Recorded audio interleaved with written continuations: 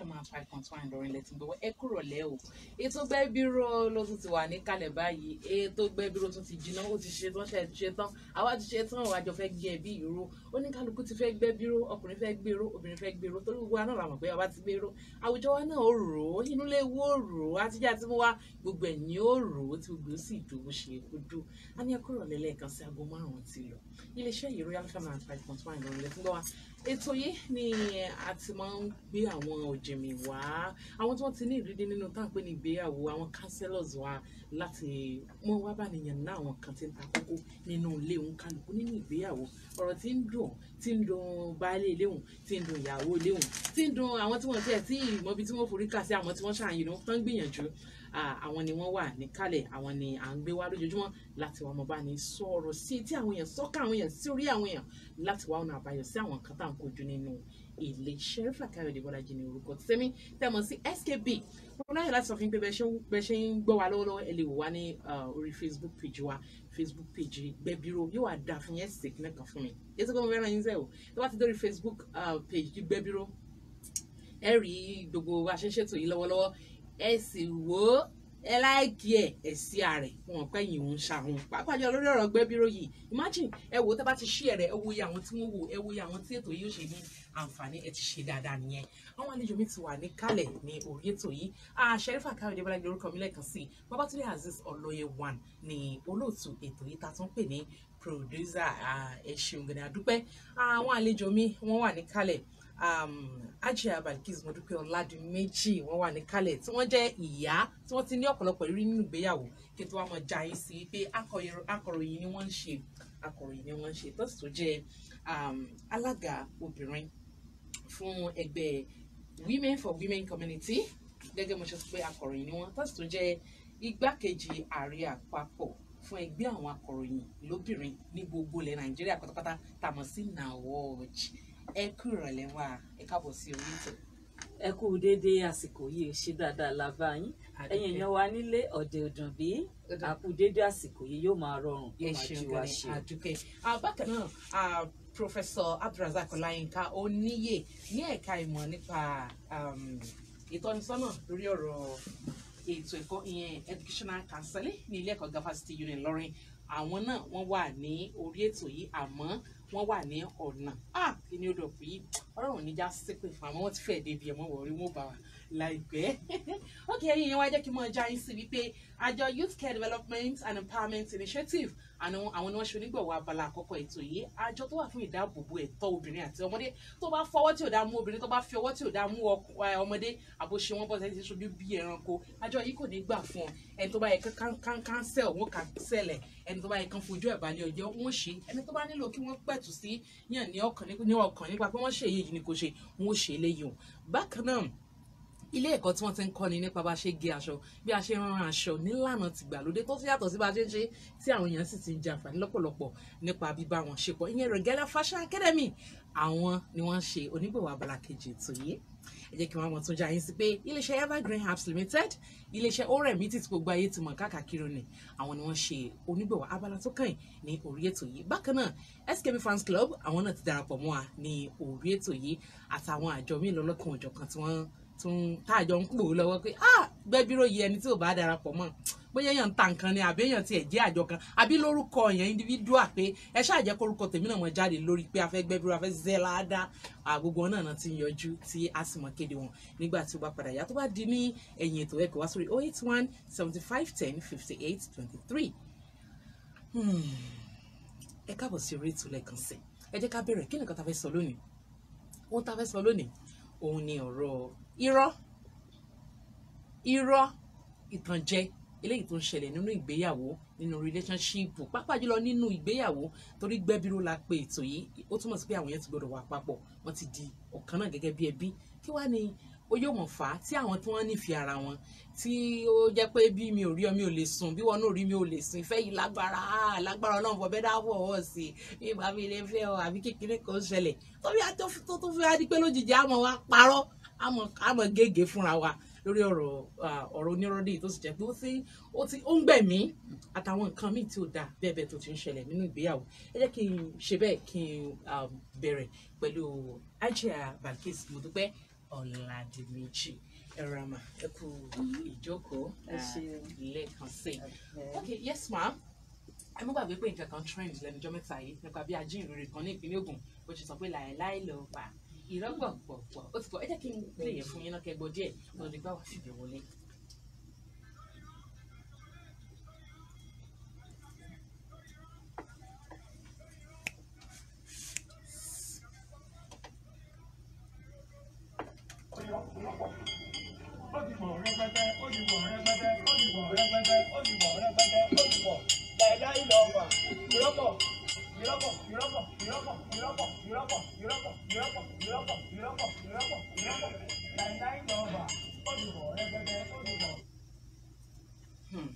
Ẹ káàbọ̀ padà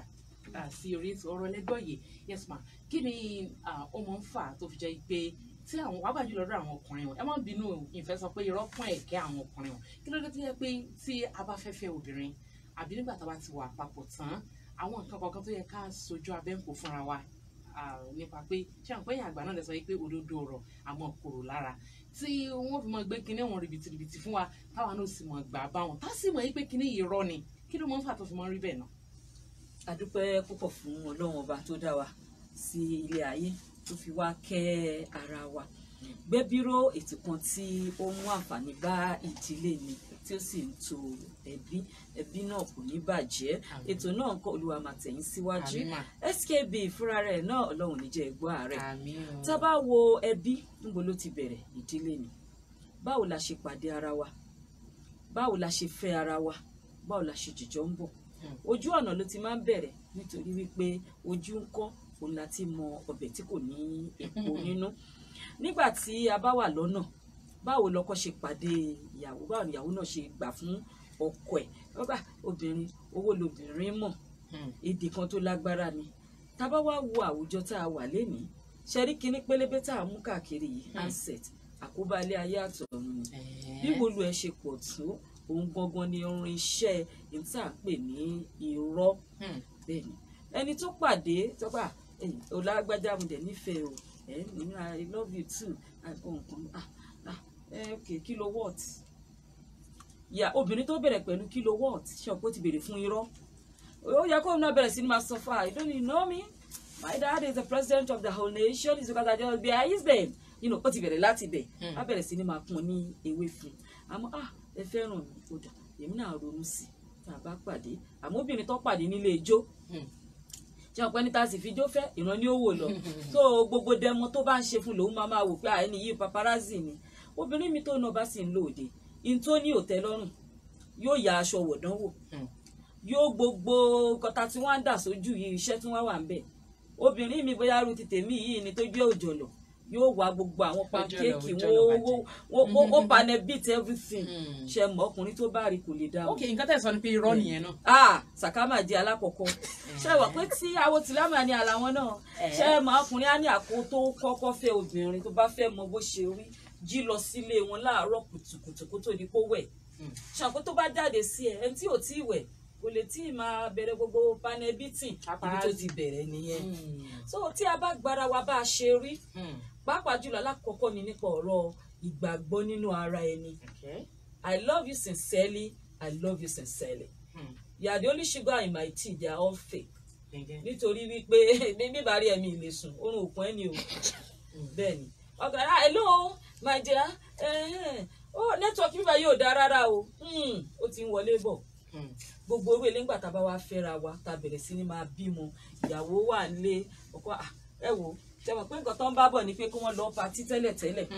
pápá ọkọ ló máa lọ sí patí tí wọ́n máa da alẹ́ kí wọ́n tó dé àbí ìyàwó lòun náà máa rìnrìn àjò tiẹ̀ náà lọ nítorí pé tọkùnrin bá yan obìnrin jẹ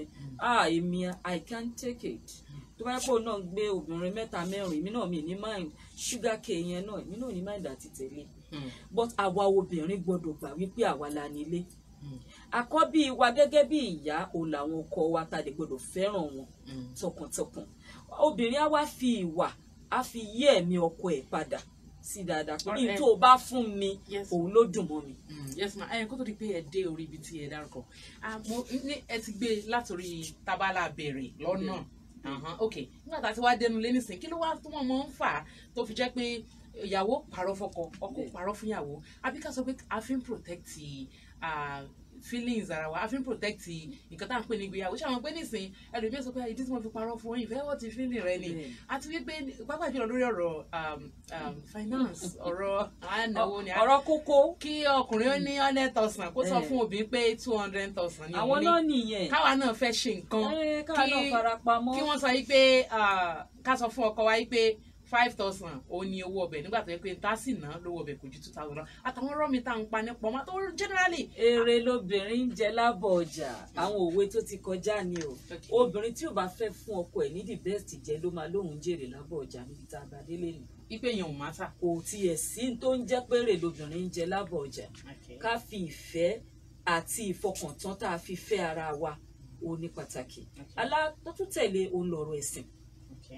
Be you a Christian, be you a Muslim, o gbọ́dọ̀ ní ìgbàgbọ́ sí ẹ̀sìn ládẹ ti fi etí sí ṣàríjọ ìgbéyàwó àwọn aburú kan pọ̀ ńbẹ̀ tí àwọn wòlíì àbáwọn àfáà tí wọ́n bá ń sọ̀rọ̀ lọ́wọ́ ní ọjọ́ ìgbéyàwó ọkọ àtìyàwó àkì ń fetí sí ọjọ́ yẹn àwọn ọ̀rọ̀ tó sì ṣe kókó ń jáde níbẹ̀ torí ọ̀pọ̀lọpọ̀ kì í lọ fún counseling before marriage àti nínú Islam ni o àti nínú Christianity ni o a gbọ́dọ̀ kọ́ àwọn ọmọ wa lẹ́kọ̀ọ́ káwa ìyá àti bàbá káwa náà jẹ́ role model fún wọn ìyá àti bàbá tẹ́ pé bàbá gba pọ́tá ìyá náà gba Ìbàdàn ṣe rí wípé a ti ń kọ́ àwọn ọmọ yẹn kí ìyá àtọ̀ bàbá kan máa jà nínú ilé àti fi nǹkan burúkú kọ́ àwọn ọmọ yẹn by the time táwọn náà bá fẹ́ra wọn tí wọ́n bá jìjọ gbé á ní àṣìbí dáàdì máa ń sọ fún mọ́mì pé sálárì wa ò tí ì dé o meanwhile mọ́mì ti gba sálárì wọ́n ti gbé pamọ́ dáàdì náà dọ́tà rí dáàdì nígbà tó ń ka owó nínú mọ́tò tó ń tọ́jú ẹ̀ sábẹ́ síìtì nínú ilé tó bá dẹ̀ fẹ́ mú owó wọn ní iye owó tó máa fi mú size by size lápò ọkùnrin and the main wọ́n ti champion ẹ̀ sísàlẹ̀ èyí tó tẹ̀lé wọ́n máa ń tò category by category ni tó bá fẹ́ fún ẹ lówó wọn bí tó máa ti mú àmọ́ gẹ́gẹ́ bí obìnrin àwọn ò gbọ́dọ̀ kọ irú eléyìí torí pé ọkùnrin gẹ́gẹ́ bí òpómúléró gẹ́gẹ́ bí olórí ẹbí àwọn á máa rò wípé níta ná lè ní bùkátà àtọ̀la owó títì ní ló wà so káwọn máa ná owó tán torí tó bá di lọ́la obìnrin ẹ̀ àmọ́ ṣe rọ́kọ́ ni káwá pẹ̀lú ẹ̀. káwá gbọ́ pé 1,000 naira ní obìnrin yìí ní ọwọ́ oníyà tó bá jẹ́ kóbìnrin mọ̀ pé ní 1,000 naira yóò ná tán fún ẹ kó tó tán ni àwọn náà bẹ̀rẹ̀ ẹ̀rọ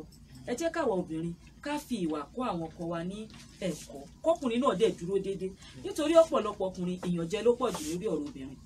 torí pé tó o bá parọ́ fóbìnrin o lè gbádùn fẹ́. ok ẹ kó tó ti ká lọ sórí eléyìí wọn ẹ dákẹ́ jẹ́ ká ṣe bá ẹ̀yin wá ṣe nǹkan mo sọ fún yín pé àjọ Youth Care Development and Empowerment Initiative tó wà fún ìdáàbòbò ẹ̀tọ́ àwọn ọmọdé àti àwọn obìnrin àwọn náà ṣonígbọ̀wọ́ abala kọ́kọ́ ètò Gbẹ́bíró ẹ jẹ́ ká gbọ́ kan tí wọ́n ní fún wa ká sì take note nígbà tí a bá ti jíṣẹ́ wọn.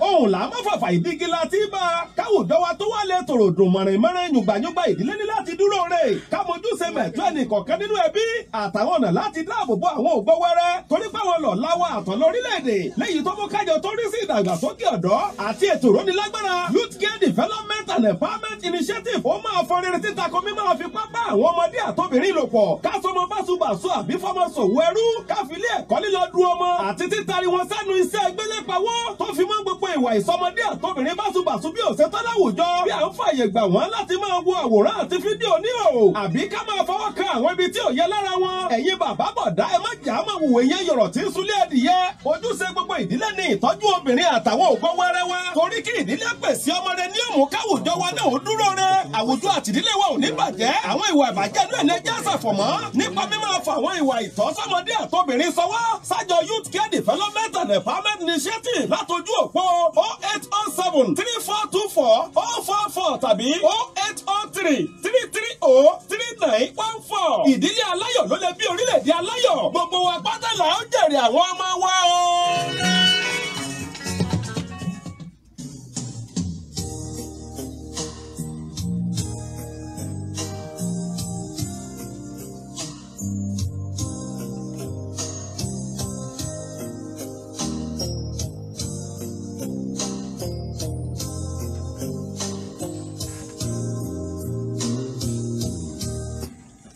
ẹ káàbọ̀ padà abala kejì tí ẹ ń gbọ́ báyìí abala ètò Gbẹ́bíró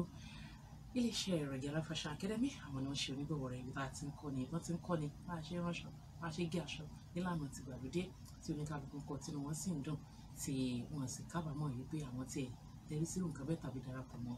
iléeṣẹ́ ọ̀hún Regala Fashion Academy. Ẹ jẹ́ kí àlùṣe tí wọn náà ká wá padà wá ká wá bá àlejò wa padà Lájí Bilkis Modúpẹ́ Ọládìméjì. Sisi iléèwé níbo lẹ tún ti ra ilé yìí o àbí ẹ tún ọ̀dà rẹ̀ láti ìlú èbó ni. Ẹ wo bó ṣe ṣe rẹ́gí lára rẹ̀ àfi bí ẹni pé àwọ̀ tuntun míì ni. Àwọ̀ tuntun ẹ̀wẹ̀ ó tún ni mo ọ̀dà rẹ̀ láti ìlú èbó. Tálàbá gbóríyìn fún bí kò ṣe Regala Fashion Academy. Àwọn ló kúkú gé e tó ràn tó fi ṣe rekete lára mi báyìí. Ó fẹ́ ránṣọ ọkùnrin obìnrin ọmọdé tàbágbà. Regala Fashion Academy ni kò gbà lọ. Wọn kì í já nípìnlẹ̀ bẹ́ẹ̀ wọn á ràn tínú rẹ̀ yóò sì dùn. Regala Fashion Academy tún kọ́ ni bí wọ́n ṣe ń géṣọ ránṣọ lọ́nà tó yàtọ̀ tó sì tún rántí láàrin oṣù mẹ́ta sóṣù mẹ́fà tíwọ náà yóò sì dọ̀dá láyé ara rẹ̀. Tara ṣàṣà kó lọ forúkọ sílẹ̀ tàbí kó gbé aṣọ rẹ̀ lọ. Regala Fashion Academy wà ní Danielu lẹ́gbẹ̀ẹ́ ilé ẹgbẹ́ alájẹsẹ́kù ọmọdára ọ̀pàgà àkànbí ní ìlú Ìlọrin tàbí kí o pè wọ́n sí orí ẹ̀rọ ìbáraẹnisọ̀rọ̀ 07037817271 tàbí 07013407901. Regala Fashion Academy Ọlọ́run ló jọ ẹgbẹ̀rẹ́ ṣáà kọ́kọ́ mọ́ ìsinmi ẹjọ́ pé wọ́n sinmi náà. Gbogbo ilé kan. Ẹ ṣáàjòkó náà. Àníwájá. Ẹ pẹ̀lẹ́.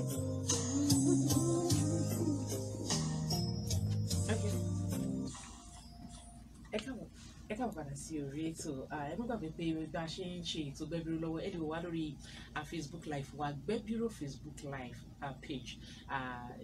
Gbẹ́bíró Facebook page, sorry. Tẹ́ bá ti débẹ̀ ẹ kílíkì ẹ wò ẹ láìkì ẹ sì sí ààrẹ ẹ̀pin ìfẹ́ lómi náà ẹ̀yin eku sáwọn ó sì dùn mọ́ wa bẹ́ẹ̀. Sherifat Káyọ̀dé Bọ́lájí orúkọ mi Kébì nígbà tí Babátúndé Azeez Ọláyíwọ̀n sì jẹ́ olóòtú ètò Gbẹ́bíró. Amóláyọ̀ láti kéde fún yín pé àlejò wa ti wà níkàlẹ̀ àlejò wa ẹlẹ́kejì Professor Abdulrasaq Ọláyínká Oníyè tí wọ́n jẹ́ professional counselor wa ní orí ètò ní ìrọ̀lẹ́ yìí. Mo fẹ́ kí wọ́n sinmi díẹ̀ ọ̀dọ̀ ọ̀gbẹ́ mi lónìí mo pè ọ́ ó dà okay now gẹ́gẹ́ bí a ṣe ń bàbọ̀ àṣẹ ẹ ti sinmi àbí ẹ jẹ́ kí n fún yín ní time díẹ̀ sí Ajia Bilkis Modúpẹ́ Ọládìméjì ẹ kó àtúntò ní látẹ̀kọ́mà ẹ sọ̀rọ̀ kálẹ̀kẹ́ sọ pé ó fẹ́ jọ bí ẹni pé bẹ́ẹ̀ yóò bá parọ́ bóbìnrin kéèké tí àwa náà lọ́rùn ṣé dandan ni ká parọ́ nínú marriage ni láti wà nínú ìgbéyàwó báyìí ṣé dandan ni. Irọ́ ò dáa nítorí wípé irinṣẹ́ èṣù òun ni irọ́ torí tí wọ́n bá parọ́ ẹyọkùn ó nílò irọ́ mẹ́wàá láti fi bò ọkùnrin tó kúrò níbi iṣẹ́ ní aago 6 tó wá ń wọlé bọ̀ ní aago 10 alẹ́ láìsí sílé kò níbi tí ó dọ̀kú ti máa ń gbé wọn dòru ṣe mọ̀ pé wàhálà ni nígbà tó bá ti délé ó dọ̀ púpọ̀ lọ́nà lénìí ó dọ̀ púpọ̀ lọ́nà lọ́la ṣe ọ̀pẹ́jọ́ kan àwọn kan á rí níbì kan wá sọ fún ìyàwó ẹ̀ pàápàá tó bá jẹ́ pé ẹni tó ń jáde àbóbìnrin tó náà bá rò pé àmì náà fẹ́ show bíi television àbí do you think I'm no more in town after 2 mi pé mi náà wà nílé òun náà wá two shop instead ẹ kó two shop sí bọ̀bọ̀ lọ́rùn á two shop á lọ máa entice another guy outside it becomes an issue but èyàn gbọ́dọ̀ parọ́ iye báyìí ni wọ́n ń ta nǹkan lọ́jà lọ́sẹ̀ tó kọjá o ọlọ́mọ ṣeun nǹkan bẹ́ẹ̀ ti wálẹ̀ lọ́jà ní ìsìn kódà tòmátì ó ya múra sọ́jà ni bí gbogbo wàhálà tó ń fà ní Ìbàdàn ló tiẹ̀ jẹ́ kó pọ̀ ni kódà bá lè wa owó tẹ fún mi change tiẹ̀ ṣẹ́kù máa ya fi kún nǹkan tá a máa fi ra nǹkan láàárọ̀ la. àwọn obìnrin sáwà wá ń kà yín nǹkan rọ ní díà èyí ó tún fi ra nǹkan míì tí wọ́n bẹ̀yàn ní. nítorí wípé amàgbọ́ tó bá sọ bẹ́ẹ̀ ọkùnrin ó tún dín owó yẹn kù lọ́la. ìmúra wa àti ọ̀rọ̀ wa ó máa ń lé obìnrin míì ẹ wo ìmúra tá à ń dáṣọ lójoojúmọ́ kọ́sẹ̀ kan tó délé a lè dáṣọ oníyàwó 3 4 papọ̀ èló lówó oṣù èèyàn èló lówó ọjà wa tá à ní lọ́wọ́ so ọkùnrin tí ò bá wá rírú owó yẹn fi kalẹ̀ dádì ẹ wò ẹ rán wọn lọ́jà lẹ́ni 10,000 naira ni wọn kódà ó ní 5,000 tí mo lò tiẹ̀ débì kankan ṣàkóso ẹ̀rẹ̀ sí máa parọ́ àwọn ọmọ yẹn náà á tún máa wá rán wọn nírọ́ ẹ lọ sọ fún dádì yín o ẹgbẹ́ àkọ́bá yìí lọ́wọ́ dádì yín meanwhile ó ń ba ọ̀la àwọn ọmọ yẹn jẹ́ ni torí pé ẹwọ̀rọ̀ rẹ́pù tá à ń sọ yìí ìyá obìnrin tó ń rán ọmọ ẹ̀ lọ sí ilé àlè ṣe wọ́n pé ó introduce ọmọ ẹ̀ sí nǹkan tí kò dáa nìyẹn bákan náà ni bàbá tó mu sìgá àbí tó mu ọtí ṣe wọ́n pé nǹkan burúkú dẹ̀ nírọ́ máa ń kọ́yàn kò sí ojú lásán ò ṣe wèrè ẹni tó fẹ́ ṣe wèrè ní láti fa gbogbo ẹ̀ papọ̀ gbogbo ẹ̀ lè papọ̀ kókó bẹ̀ ni wípé irọ́ kò níbi tó da nínú ìgbéyàwó ó ń ba ìdílé aláyọ̀ jẹ́. ẹ ṣeun gan ni mà yóò dà fún yín àdúpẹ́. Professor wa Professor Abdulrasaq Ọláyínká ní ẹ kú ìjòkó ẹsìn káàbọ̀ lẹ́ẹ̀kan sí i. Yes sir, ẹ dákun ọ̀rọ̀ ẹ̀yin ni kánsẹ́lọ̀ wa ní orí ètò onírọ̀lẹ́ yìí àbó ti jẹ́ pé a ti ń bá a lọ díẹ̀ ok lórí ọ̀rọ̀ onírọ̀dí nínú ìgbéyàwó yìí ẹ dákun ó ti fojú hàn gbangba gẹ́gẹ́ bí mọ̀mọ́ wa ṣe ń bá bọ́ tá a sì mọ̀ pé ẹ̀yin náà ń gbọ́ bọ̀ wípé ọkùnrin ń parọ́ obìnrin ń parọ́ ta ni ń parọ́ jù náà wà méjèèjì. ọ̀rẹ́ ẹ kàn fi ọ̀rọ̀ mi rẹ́rìn nípa. ìyẹn lágbára díẹ̀ ó dáa ká sọ pé ọkùnrin ń parọ́ obìnrin ń parọ́ ṣùgbọ́n nígbà tí a jáde láti lọ wádìí pé ta ni olórí onírọ́ yóò lágbára díẹ̀ èmi rò pé nǹkan tá a bá ṣe ni pé kó máa já ìran kínní àti ìran kejì nínú gbogbo ẹni tó bá ń pa irọ́ irọ́ pọ̀ ó ti pọ̀ lórí irọ́ náà gbogbo òun ni pé ẹni tó bá ń parọ́ ìjọkùnrin ìjóbìnrin kó máa já oníkálukú nínú pé ṣèmi náà ń pa irọ́ tó bá jọ bí ká sọ pé èèyàn purọ́ mówó ọbẹ̀ èèyàn purọ́ mòde tí ò dágbére tẹ́lẹ̀ iye kèèyàn purọ́ pé òun fowó kún owó ọbẹ̀ àtòríṣiríṣi irọ́ mi bẹ́ẹ̀ àtòríṣiríṣi irọ́ téèyàn bá wà lọ yóò rí lọ́dọ̀ obìnrin irọ́ kí ó mọ̀ sí hold up kí hold up déédéé múyàn lọ́nà tí mọ́tò pọ̀ irọ́ kí fóònù ó dún kéèyàn má lè gbé ibi tí ìyàwó jòkó ọ̀rẹ́ mi yìí wàhálà ẹ ti pọ̀ jù. so irú ọba òun àbí irọ́ pé kò sówó téèyàn sì mọ̀ pé owó wà. ká ní 200,000 ká ní 20,000 ní fún ilé àbí bò ni. bẹ́ẹ̀ ni kéèyàn ní owó lọ́wọ́ ju iye téèyàn ní lọ ó rò pé tóun bá ti sọ gbogbo ẹ̀ bẹ́ẹ̀ pé àwọn obìnrin ní ìbẹ́ tó ṣe pé wọn àfàfólẹ̀ kọ́kọ́ fi òótọ́ hàn wọn. kí lẹ mí sà. ẹ ṣeun níta à ń sọ ni pé ọkùnrin mi fẹ́ finú tán yàwó ṣùgbọ́n ọwọ́ tíyàwó gbé ọwọ́ pé sówó yìí kò sí iye tó sọ pé wà ó tún kú gbòmí tọ́wọ́ tí wàá ṣe fọ́kùnrin lẹ́ẹ̀kan lẹ́ẹ̀kejì ẹni tó dáhùn pé òkè ìṣe dandan wá ní kóhùn parọ́ ni. no gbàtẹ́yìn bá dé òkè ó ní 20,000 lọ́wọ́ ó sì mọ̀ pé 20,000 yìí òun ò ní nǹkan kan bò míì tó ti yé àmọ́ fòótọ́ hàn pé 20,000 yìí lòun ní wọ́n wá bá a ná 19,000 nínú owó òun. ta ló bá a náà. àwọn fámìlì tó ti yé wọ́n bá a ná 19 wọ́n sẹ̀ wá ní kọ́ máa lọ gba 500 wá ṣe mọ̀ kó ti wọ 19,500 nínú owó òun ẹni tó wá tẹ wá tó ná 19 àti 500 tó fi wọ 19,500 tílẹ̀ wá mọ́tẹ̀ wá ń béèrè 1,000 lọ́wọ́ rẹ̀ ṣèṣirò owó ti sọ pé nǹkan mi wà bẹ́ẹ̀. èyí tó wá tó kéèyàn mọ wá sọ pé wọn mọ wá parọ́ ń gbà mí. ẹ la fi sọ pé ká má bàa jẹ́ àpurọ́ fúnra wa ẹ jẹ́ á fi èrò sí nǹkan tá a bàjọ́ máa ṣe débi pẹ́ni tó bá ń finú hàn kò ní jẹ̀bi à ń finú hàn ẹni tó bá ń finú hàn kò ní jẹ̀bi bóun ṣe finú hàn. ok nǹkan tá ẹ sọ yìí ó wà applicable sí the opposite sex ìyẹn obìnrin bí àpẹẹrẹ obìnrin tó finú tàn ọkọ tí ó ń bá ọkọ lò pẹ̀lú inú kan àtọkàn kan bí àpẹẹrẹ ọ̀rọ̀ tí mọ̀mọ́ wa sọ lẹ́ẹ̀kan nípa zina tó sì jẹ́ pé tòun tí bó ṣe ń fi hàn ọkọ rẹ̀ lójoojúmọ́ pé àníṣe ibi tí ó yẹ kí n wà náà ni mo wà ṣe kébékébé ni àmọ́ tí wọ́n ti bẹ́ẹ̀ gbogbo gbà ọkọ máa accuse rẹ̀ pé àlóhùn ṣe ní tí ò dáa yìí náà ni tó fi wá jẹ́ kó yá nǹkan míì tó bá ti ẹ̀rí tó fara pẹ́ ní tí wọ́n accuse rẹ̀ lé lórí kò ní lè nà tán fún ọkọ kó mọ̀ bàdá wà lálẹ́ nígbà tó pé trust rẹ̀ tẹ́lẹ̀tẹ́lẹ̀ náà irú obìnrin tó bá rà fi rọ́ dé ẹ̀kún pé kèé sì ṣe iṣẹ́ mọ̀ ṣe rò pé àtọkùnrin àtobìnrin gbogbo wa là ń fẹ́ òótọ́ 100% láàrin ṣe rí èmi rò pé níbi tá a lò dé ni o. ibi tá a lò kàn. tá a lò kàn thank you. ibi tá a lò kàn ṣe rí nǹkan tó wà bẹ́ẹ̀ ni pé òótọ́ ò lórúkọ méjì òótọ́ ni téèyàn bá dẹ̀ ní òun sóòótọ́ kò gbèrò ó dà ní pé yóò kù díẹ̀ káàtó ṣùgbọ́n a gbọ́dọ̀ ranra wa lọ́wọ́ láti sọ pé ẹni tí ń bá ń sòótọ́ kó máa sòótọ́ lọ ẹni tó bá ń hùwà finú tààyàn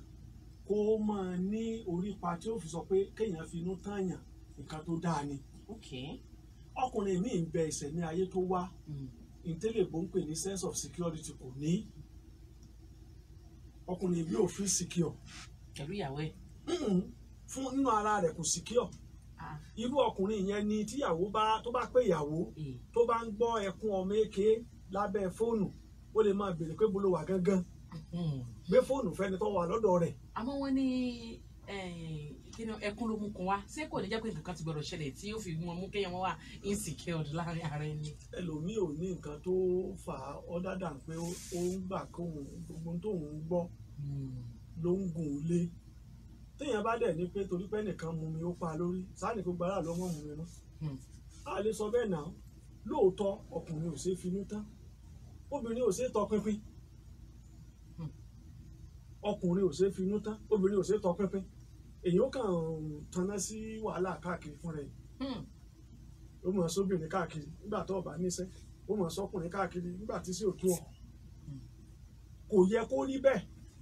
kéèyàn bá sọ pé ibi tóun ń lọ ni kí wọ́n bá a níbẹ̀ kéèyàn bá sọ pé ibi tóun wà ní kí wọ́n bá a níbẹ̀. Ẹni pé jọ̀wọ́ tá à ń sọ̀rọ̀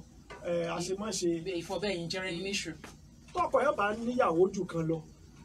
wá gbangba sọ fún un ó lè má dùn mọ́ o ṣùgbọ́n yóò mọ̀ pé àwọn ò kì í ṣe ẹyọ kan. Ok kì í ṣe méjì yóò mọ̀ pé kì í ṣe méjì ó lè máa bínú kò máa ń tọ́kàn lọ́rọ̀ rẹ̀ àmọ́ mọ̀ pé òun ò kì í ṣe pé ká pa láéláé irọ́ pọ̀. Àmọ́ òun nìkan náà ni àbẹ́ ẹ wá encourage ẹ pé ẹ sá máa dé rí o ẹ má ṣe é sójú mi o ṣé wọ́n lè bẹ lọ́hùn kékeré sóòsì pẹ̀lú ọmọ tiẹ̀ ni ká máa ṣe sọ́mọ lọ́mọ. So ká gbìyànjú ká ra wa lọ́wọ́ pé ká finú tán ra wa. Ẹ ṣeun gẹ́gẹ́ àdúpẹ́ professor wa àwọn ní professional counselor wa ní orí ètò nígbà tí Hajia Balkis Modúpẹ́ Ọládìméjì tí wọ́n sì jẹ́ abilékọ ìyá tí wọ́n ti ní ìrírí ọ̀pọ̀lọpọ̀ ọdún nínú ìtànpè ní ìgbéyàwó wọ́n ti pẹ́ nínú márèjì o tọ́lọ́ sí ni kó mọ smooth kódà wọ́n pẹ́ nínú márèjì débi pé wọ́n ti sin wọn lọlé ọkọ àbí wọn parọ́ ni àdúpẹ́ lọ́dọ̀ Ọlọ́run lórí ìgbésí ayé yín mà. Ok gẹ́gẹ́ mo ti sọ abala tẹ gbọ́ tán yìí níléeṣẹ́ Regala Fashion Academy àwọn ni wọ́n ṣe onígbọ̀wọ́ rẹ̀ àtúbọ̀ jù.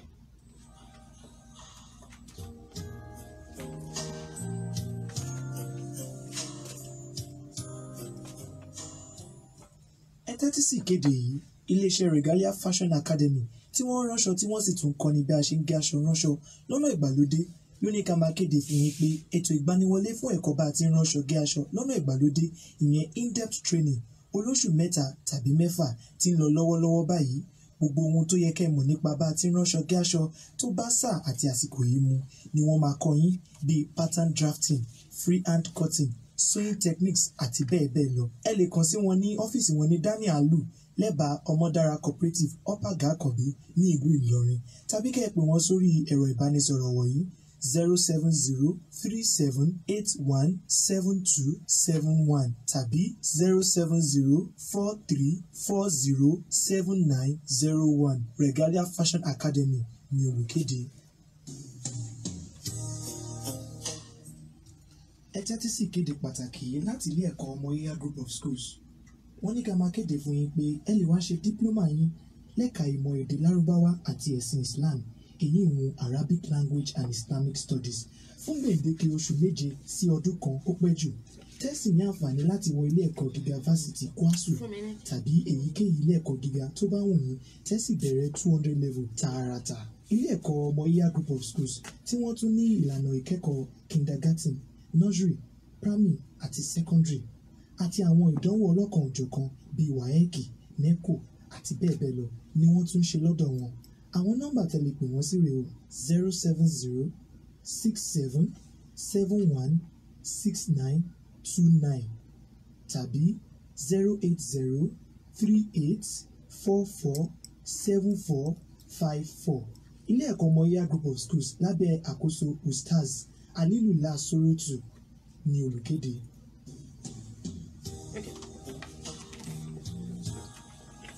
Ẹ káàbọ̀ padà sí orí ètò Gbẹ̀bíró Royal FM 95.1 Ìlọrin ní ẹ ti ń gbọ́ wa ẹ má gbàgbé wípé ẹgbẹ́ Escape Fans Club àwọn náà ti darapọ̀ mọ́ wa ní orí ètò ẹ náà sì lè darapọ̀ mọ́ Tírèènì Olóríire ẹ pè wá sórí 08175105823 nígbà tá a bá parí ètò kẹgbẹ́ wa. Hajia Balkis Ọládìméjì Modúpẹ́ Ọládìméjì yes ma ẹ dákun kí ni àwọn ipa mẹ́ntálì tí irọ́ lè ní lára wa obìnrin nígbà tá a bá ti mọ̀ pé ẹni tá a pè ní adérí ẹ̀ gbọ́ àwọn wọn máa ń mú ọ̀rọ̀ wọn lóbùkù ni tó sì ti di bárakú kí ni nǹkan tẹ̀lé pé ó lè ọ̀nà tó lè bá affect wọn mentally. ẹ ṣeun gan ni skb lórí irọ́ aburú tó pọ̀ ń bẹ ó pọ̀ gan ni ẹgbẹ́ ìsọ̀lẹ̀ kan pé irú ẹyọ kan yóò gba àbúrò 10 láti fi bò ó torí ẹ fẹ́ bò àlàáfíà obìnrin kọ́kọ́ ṣe pàtàkì nítorí pé àlàáfíà obìnrin òun ni àlàáfíà ìdílé ẹ wo fètò sọmọ bíbí tóbìnrin bá fẹ́ lọ ṣe fètò sọmọ bíbí ọkùnrin mi à ní láìláì ìyàwó mi ò lè ṣe nítorí pé òun náà mọ bó ṣe ń yan ìyàwó ẹ̀ jẹ níta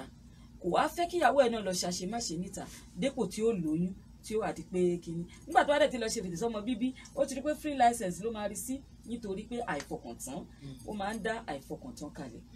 àìfọkàntán yìí ó sì máa ń kó àárẹ̀ bá obìnrin kò sí obìnrin tí ò fẹ́ kọ́kọ́ òun dé kó dì mọ́ pé ẹ káàbọ̀ sà kí gbogbo oníkálukú kí lè dùn kó ọ̀dẹ́ dùn làákàyè obìnrin yẹn á pé tó bá jẹ́ ọ̀gá níbi iṣẹ́ tó bá débi iṣẹ́ á ṣiṣẹ́ correctly àmọ́ níjọ́ tí ọba bá ìbànújẹ́ jáde nínú ilé àbọ́kọ ọyàn ó pààyàn pé àwọn tí ń lọ ẹ̀ka ọ̀dẹ tí ń lọ ní òkè my dad tí wọ́n wá gbé ọkàn dídí lọ ẹ̀rí tóbìnrin yóò máa kanra níbi iṣẹ́ ó lè padà di àárẹ̀ sí obìnrin míì lára adìntì ìfúnpá ń ga torí bàtọ́ kò wọlé lásìkò ìrònú wá ti jẹ́ni tó ń gbọ́ wọ́n ní wọ́n pé ibẹ̀ ni ó ti gbọ́ ẹni tọkọ ẹ̀ fún lóyún níta ẹni tó bá fẹ́ fẹ́yàwó gẹ́gẹ́ bí my brother ṣe sọ kó fẹ́yàwó kó sọ fún ìyàwó ẹ̀ nílé pé tọ̀ my dear mo plan pé mo fẹ́ níyàwó mi kò lè dùn mọ́ kò sóbìnrin tó fẹ́ dùn mọ́ kódà àwọn ìyá arúgbó tó ti dàgbà my marriage is 32 years níbi tá a bá délé nìyẹn tá a bá wá wo níbi tí ìgbéyàwó náà dé tẹ́ bá bẹ̀rẹ̀ sí ní wo ìgbéyàwó ní síbi tá a wò yìí ìgbéyàwó mi ò jọdún kan ló ti ń túká torí pé irọ́ ni wọ́n fi pilẹ̀ ó ń fún ọmọbìnrin bíi psychological imbalance tí ó fi ọmọ ẹ̀ lẹ̀ tí ó padà lọ fẹ́ ọkọ mi ibi tó ti lọ fẹ́ ọkọ mi yẹn ọmọ tó gbé dání bó ṣe ń rèpù ọmọ mi ó ń tàtàrà abẹ wọlé ẹ rí i pé step father mi á lọ máa rèpù ọmọ tíyàwó ẹ̀ gbé wá kí ló fẹ́ sọ àbíkóbìnrin mi fẹ́ fẹ́ ọkọ mi kó mọ jẹ́wọ́ pé ó ti bímọ kó máa jẹ́wọ́ pé ó ti bímọ síbì kan obìnrin tó ti bímọ síbì kan kó sọ fọ́kọ ẹ̀ tó bá fẹ́ fẹ́ á fẹ́ má fi irọ́ bo òtítọ́ lójú ọkùnrin mi náà máa ṣe bẹ́ẹ̀ o àbí kọ́kùnrin pé mùsùlùmí ni mí àbí kìrìsìtẹ́nì ni mo dẹ̀ lọ́ọ̀fù ọmọbìnrin yìí o àmọ́ torí pé sìn wa ò papọ̀ kò nígbà ok má bẹ̀ ṣẹ̀sìn ẹ nígbà tán bá wọlé kò ní rí bẹ́ẹ̀ mọ̀ ṣe pé ìdílé yẹn bẹ̀rẹ̀ sí ní dàrú and psychological imbalance obìnrin ó lè dùn obìnrin míì lọ sí ward 7 tí ó dẹni tí wọ́n ní àrùn ọpọlọ ní ìtàfírọ́ bẹ̀rẹ̀ yìí náà lórí ọ̀rọ̀ yìí náà ìtẹ̀síwájú àwọn ọmọ náà ń kọ́ fúnra wọn àti mójútó lọ síwájú àwọn ọmọ àti lè lọ wo ọmọ níléèwé àti lọ wo ìgbélé bá a dé ìdùnnú ò sí obìnrin tí ò bá sì ní dùnnú àárẹ̀ ń bọ̀ náà nìyẹn gbogbo ọdún eléyìí a máa affect ìlọsíwájú obìnrin yìí kó tó di pé yóò tiẹ̀ dé ipò menopause torí menopausal age òun náà ní challenges sí tiẹ̀ àmọ́ obìnrin tí ọkùnrin ti kó bànújẹ́ bá látara irọ́ pípa tẹ́ ẹ̀ ń rí léèmí tó bá sọ pé mo wà ń bàdàn tẹ́sí máa pè tẹ́pẹ́ bá ní location lórí fóònù yìí the phone will tell you pé ìbàdàn kọ́ ló wà ibi báyìí ló wà irọ́ pípa yìí kò jẹ́ kóbìnrin fẹ́ gba ọkùnrin gbọ́ kò jẹ́ kọkùnrin náà fẹ́ gba obìnrin gbọ́ à ń láti pera wa padà sákìyèsí nítorí wípé lórí irọ́ yìí ó ti fẹ́ máa pọ̀ ó ti fẹ́ máa pọ̀ jù ó fẹ́ máa dẹbí rú o. ok ẹ ṣeun gẹ́gẹ́ àdúpẹ́ abala tí ń gbọ́ lọ́wọ́lọ́wọ́ yìí iléeṣẹ́ evergreen apps limited tàtúmọ̀ sí iléeṣẹ́ oremiti alábẹ́ àkóso ọmọọba adéníyì ìdòwú tó gbìyànjú mọ̀ sí ọ̀làmọ́dà náà ni ẹ̀ ń gbọ́ ní àsìkò àwọn náà ṣagbátẹrù àwọn náà ṣe onígbọ̀wọ́ abala ètò gbẹ̀bìrì kó tó dé máa lọ sọ́dọ̀ àpòfẹ́sọ̀ wa fún wa ní solúsàn sí bá ṣe yanjú ọ̀rọ̀ onírọ́dé ìpápá yìí lọ àwọn tí wọ́n bá jẹ́ chronic liars láàrin bóyá ọkọ àbí ìyàwó báwo la ṣe lè handle rẹ̀ tí ò ní dá wà lálẹ́ ẹjọ́ mú bọ̀.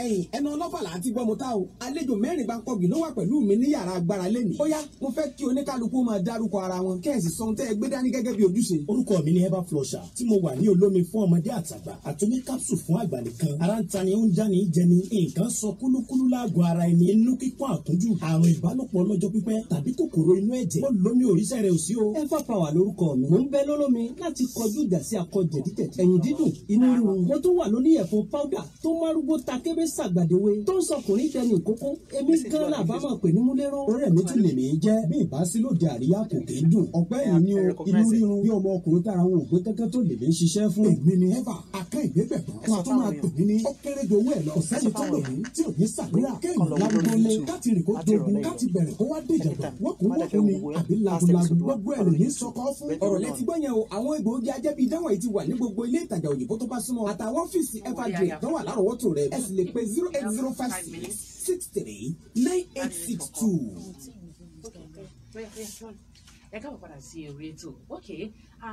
nígbà tí professor wa tí wọ́n jẹ́ professional counselor fún wa ní rétò wọ́n ti fún wa ní solution sí ibi tọ̀ àwọn tá a ti di ògbólógbòó nù ká parọ́ tá sì rí sí nǹkan kan mọ́ tó sì jẹ́ pé díẹ̀ òun ni kíní náà dá wà lálẹ́ wọ́n ní kò tó nǹkan fi làwọn lẹ́kùn pẹ́ kí lórí ọ̀rọ̀ irọ́ yìí nínú ìgbéyàwó ó fún wa solution tó lù wá lágbára Ọlọ́run tá a sì tẹ̀lé tí ó sì ṣe wá ní àǹfààní torí pé yàtọ̀ fún wọn jẹ́ pé wọ́n jẹ́ counselor wa bàbá làwọn náà ọkọ ni wọ́n nínú ilé tí àwọn náà sì ti pẹ́ nínú ìgbéyàwó ẹ̀yin yẹn wá láti jọ́ ta ti bẹ̀rẹ̀ ètò Gbẹ́bíró ẹ wá fẹ́ listen sí episode kọ̀ọ̀kan ẹ lọ sórí YouTube wa ẹ tẹ Gbẹ́bíró on YouTube you see it Gbẹ́bíró lórí YouTube ẹ wò láti ìgbà tá a ti bẹ̀rẹ̀ títí dìsìn bẹ̀rẹ̀ láti alẹ́ ìlọ èyí tá a ṣe lọ́wọ́lọ́wọ́ ẹ lè padà lọ wò lórí YouTube àmọ́ nísinsìnyí ẹ tètè lọ sórí Facebook pé bẹ́ẹ̀ ní dátà wọ́n wí sí ẹ lọ sórí Facebook Gbẹ́bíró kí ẹ sì láìkì rẹ̀ kí ẹ sì sí ààrẹ kẹ́ mo ṣe sọ pé ìrìnà dálẹ́yìn ẹ sì ṣe àwọn. ok professor wa àwọn tí wọ́n ti jẹ́ chronic class àtàwọn irọ́ mi tó jẹ́ pé ó ti yí mọ́nú ẹ̀jẹ̀ wa àtọkùnrin àti obìnrin tó jẹ́ pé àkákún nǹkan tí ò dá mọ́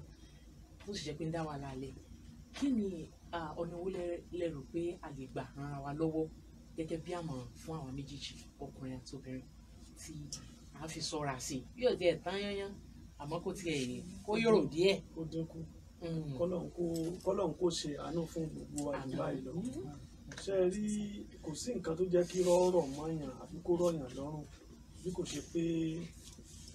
àwọn ẹni ẹ̀sìn kejì wọn máa sọ pé àìwà bí Ọlọ́run téèyàn ò bá ti ní agbára lé Ọlọ́run dáadáa irú ẹ̀ tí ò fáyà ẹ̀ tí ò kọnú rẹ̀ ìrọ̀rùn Ọlọ́run torí pé gẹ́gẹ́ bí ọ̀rọ̀ tí ìmáàmù wa sọ ní bẹ́ẹ̀ Jímọ̀ méjì sẹ́yìn ní yunifásitì wọ́n ní kò sí ìlànà tí Ọlọ́run gbé kalẹ̀ tó ṣòro àwa ni ìgbàgbọ́ wa lè mọ́ ti gbè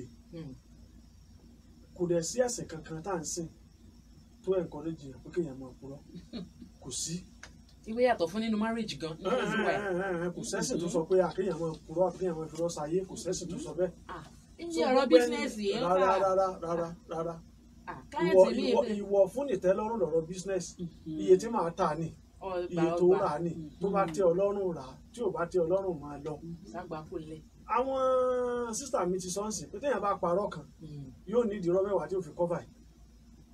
téèyàn bá parọ́ kan téèyàn ò bá múra táwọn èèyàn bá fi mọ̀yàn pé òpùrọ́ leléyìí níjọ́ tí nǹkan gidi bá ṣẹlẹ̀ wọn nígbàgbọ́ ẹni tí máa ń purọ́ pé wọ́n léwu táwọn èèyàn jáde tí wọ́n láwọn fẹ́ lọ gbà kalẹ̀ níjọ́ tí wọ́n bá lé lóòótọ́ wọn níbi ṣe mọ̀ ń ṣe nù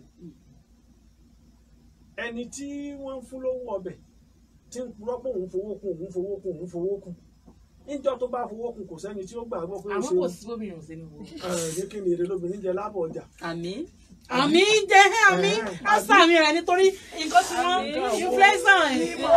máa dáa gẹ́gẹ́ bí màá sísà sọ lẹ́ẹ̀kan téèyàn bá lọ ọjà lónìí kò pọn dandan pé ní tó bá sẹ́kù kéèyàn kó kalẹ̀ kò pọn dandan. mi ò bá kó kalẹ̀ pé kèsì rọ ipe kí obìnrin mọ́mọ́ inflate gbogbo nǹkan kò dáa kéèyàn dúró pẹ̀lú Ọlọ́run pé èmi máa purọ́ tó bá ń sọ kọ́dà wọn lè padà máa bú pé kí ni gbogbo nǹkan náà lẹ́yìn wá fi sọ̀tọ̀ pé tí ì bá sọ̀tọ̀ Ọlọ́run rí náà rí mi àmọ́ kéèyàn má rò pé tó ń fóun fẹ́ please èèyàn lòun ó máa pa irọ́ nítorí pé inú nǹkan tí ó burú lára rọ ni pé àwọn téèyàn ń purọ́ fún tó bá dé stage kan wọ́n mọ̀ àpòpọ̀ lọ́lẹ́ nìyí naturally wọ́n ti mọ̀ pé ta ni ọ̀rẹ́ wa kódà wọ́n lè má sọ̀rọ̀ tí wọ́n máa di apá tí àbúrò àgbé. ó bá fìdí kanlẹ̀ irọ́ dé. sẹ́mọ̀ máa yọ rodo lórí irọ́ àmì ata lórí irọ́ kí là ń bá káàkiri. àwọn ọmọ tá à ń purọ́ lójú wọn tí wọ́n bá fi lọ mọ̀ kó bí àwọn ń purọ́ wọ́n rò pé irọ́ ni ọ̀nà àgbáyé ó láwọn ọmọ yẹn lèyàn sì ń bàjẹ́ nítorí pé ibi téèyàn rírọ̀ téèyàn gbé wọ̀ ọmọ lè má gbé wọ̀ bẹ̀ nítorí wọ́n bá padà mọ̀ kó bí àwọn lọ́sọ̀ àwọn di òpùrọ́ wọ́n lè má ṣépè lójú direct o àwọn tí bá ń ṣe wọ́n láyé ò máa jẹ́ bí èpè fún bí yẹ pé ẹ̀lẹ́ kó bá àwọn ọmọ yìí kí là ń bá káàkiri. ẹ ṣeun wẹlé pòfẹsọ ẹ̀yin ó yẹ mọ dá sí àtẹ̀jíṣẹ́ yẹn jẹ́ wọlé sórí WhatsApp platform wa ní Royal FM 090 35 59 58 57 ẹ pè wá sórí 081 08 54 1371 gbogbo ẹ̀yin tẹ́ fàtẹ̀jíṣẹ́ sí wọ́n sọ sí wa lórí Facebook ọjọ́ sì tún wá lọ mo fẹ́ ka gbogbo yín ni mo ní kọ́kọ́ oh my God wọ́n pọ̀ gan yéé wọn kálukú náà ń dá sí wọ́n fẹ́ gbẹ́ bíró torí ẹbí wọn tẹ̀ tí wàá ró pẹ̀lú iye tán gbọ́ yìí ẹ̀lú ẹ kúrọ̀ lẹ́ o ẹ̀lú ẹ ṣeun ẹ tún kọ́ ní rédíò yín àmín ẹ ṣeun ó dà ẹ ṣeun gbẹ̀dẹ̀ àdúpẹ́.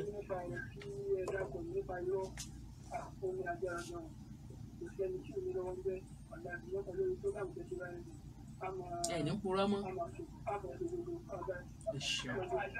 ẹ mọ̀ pé wà láìfa wọ́n ti lọ kí n fi rán wọn létí ni hello ẹ kúrọ̀lẹ́ hello ẹ kúrọ̀lẹ́ o hello ẹ kúrọ̀lẹ́ o yes ma àdúpẹ́ mọ́mí ó yá.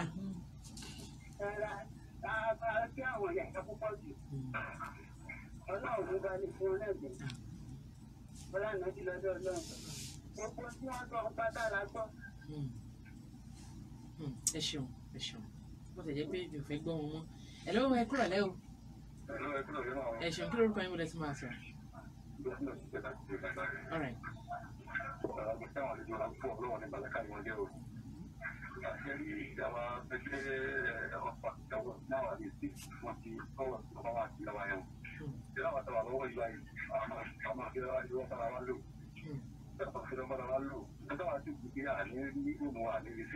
Tá a bá parọ́.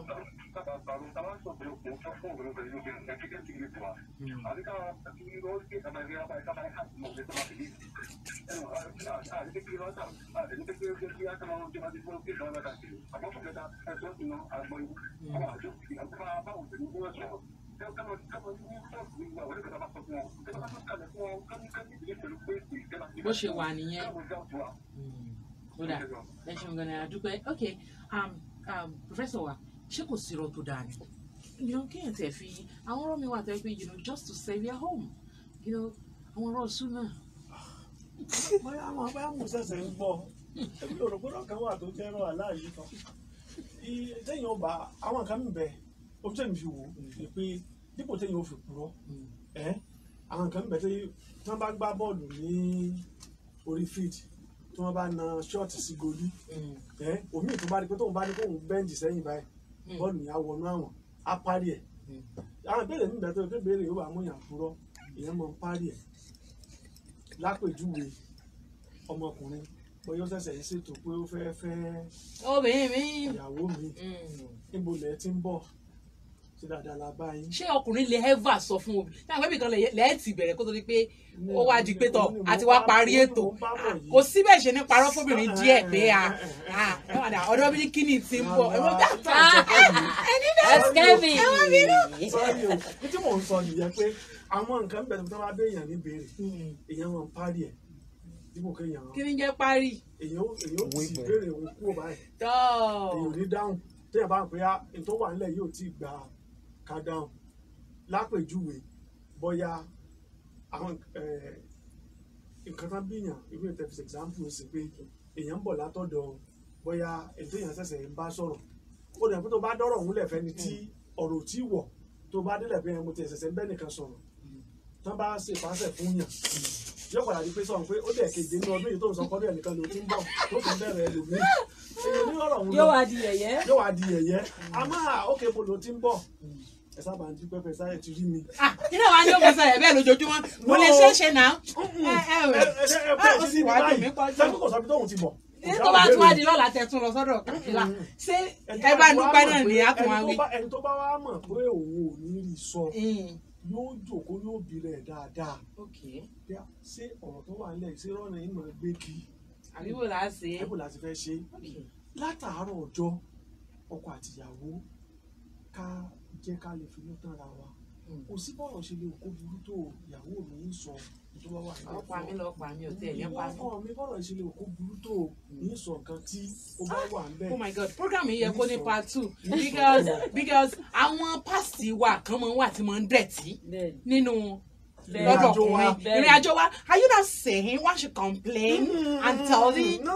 dáhùn sọkọ yẹn o ṣe é rí àná bí tá a ti ń bọ̀ kí ni màá sọ fáwọn àwọn tó bá ń tẹ́tí sí mi ni pé tá a bá ń lo òní lọ́wọ́ ẹ jẹ́ ká rántí pé ìtàn ó béèrè òní lọ́wọ́ wa. pé ká ṣe òní níwọ̀n ká ṣe bá wa lè ṣe kí òní ó clean ẹ jẹ́ ká ṣe kó neat. ó dà ẹ ṣeun oh my goodness ó dà Professor Abdulrasaq Ọláyínká Oníyè ní Department of Educational Counseling ṣé mo get it. Counselor Education ẹ mọ̀ bínú. omi ẹ̀kọ́ náà ní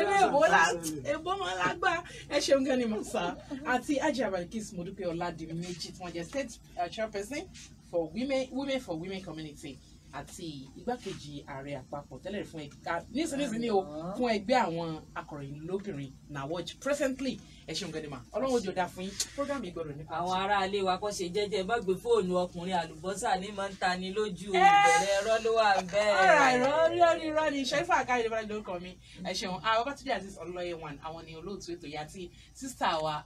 Elizabeth àwọn náà wà bí ẹ pè wá sórí 081 75 10 5823 bóyá láti partner pẹ̀lú wa àbí fún ìbéèrè yóò dà fún yín ẹ jẹ́ kí Fàyíndé Ọmọọba Adéníyì Ìdòwú tó gbìyànjú mọ̀ sí Ọlámọ́dá iléeṣẹ́ Evergreen Apps Limited àti iléeṣẹ́ Oremi tí wọ́n ní kankan tí wọ́n fẹ́ sọ fún yín o ẹ gbọ́. o ti gbọ́ ètò Gbẹ́bíró orúkọ ìlú tí mò ń kí náà ni Ọmọọba Adéníyì Ìdòwú léyìí tí ó fi fàyè sí Ọlámọ́dá èmi ni mo jẹ́ aláṣẹ àti olùdarí iléeṣẹ́ Evergreen Apps Limited iléeṣẹ́ ìwòsàn ìbílẹ̀ léyìí tí ó ń fi ewé àtegbò tó fi ń ṣe ìwòsàn nílànà ti ìgbàlódé kí gbogbo wa wípé ẹ jẹ́ ká mójútó ara wa ó ṣe pàtàkì àwọn Yorùbá wọn ní inú dùn nínú orí yá ẹ jẹ́ ká mójútó ìlera wa ọ̀pọ̀lọpọ̀ àwa tá a jẹ́ ọkọ àwa tá a jẹ́ ìyàwó lọ́ọ̀dẹ̀ ni mo fẹ́ bá sọ̀rọ̀ Yorùbá wọn ní kọkùnrin réjò kóbìnrin pa kíjọ sá ti máa lọ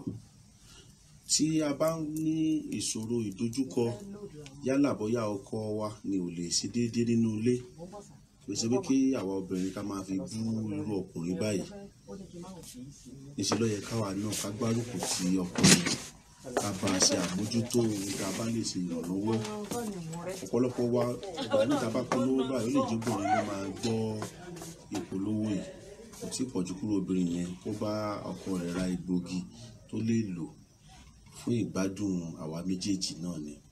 ìdí nìyí tí mo ṣe mú egbògi kan wá fún yín lónìí léyìí tí à ń pè ní